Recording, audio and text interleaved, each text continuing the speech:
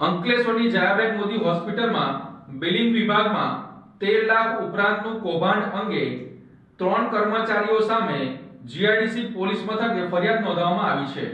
અંકલેશ્વરની જયાબેન મોદી હોસ્પિટલમાં બિલિંગ વિભાગમાં 3 કર્મચારીઓએ દર્દીઓ પાસેથી લેવાતી ફી પોતાના અંગત QR કોડથી સ્કેન કરાવી 13,49,000ની ઉચ્ચાપત આચરવાના ઘટનાથી ચકચાર મચી ગઈ છે। આ સમગ્ર મામલે અંકલેશ્વર જીઆઈડીસી પોલીસ મથકમાં ફરિયાદ નોંધાતા પોલીસે 3 આરોપીઓને ઝડપી પાડી વધુ કાર્યવાહી હાથ ધરી છે।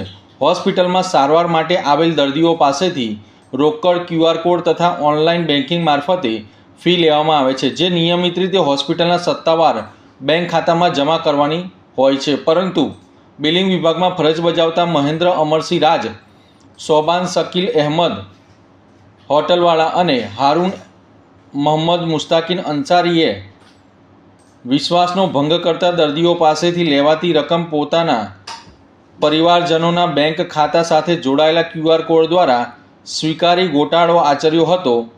તેઓ દ્વારા ઓક્ટોબર 2025માં થયેલી વાર્ષિક ઓડિટ દરમિયાન આવક જાવકના હિસાબમાં ગરબડ સાથે વધુ તપાસ કરતા ફોરેન્સિક ઓડિટ હાથ ધરાઈ હતી। આ ઓડિટના તપાસમાં ખુલ્યું હતું કે ઓગસ્ટ 2024થી એપ્રિલ 2025 દરમિયાન તબક્કાવાર રીતે રકમ પોતાના ખાતામાં વાળવામાં આવી હતી।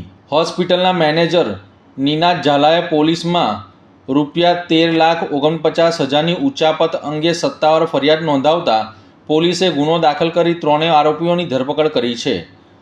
દર્દીઓની સેવા માટે ઊભી થયેલી સંસ્થામાં જ વિશ્વાસઘાતના આ કિસ્સાએ શહેરમાં ભારે ચર્ચા જગાવી છે।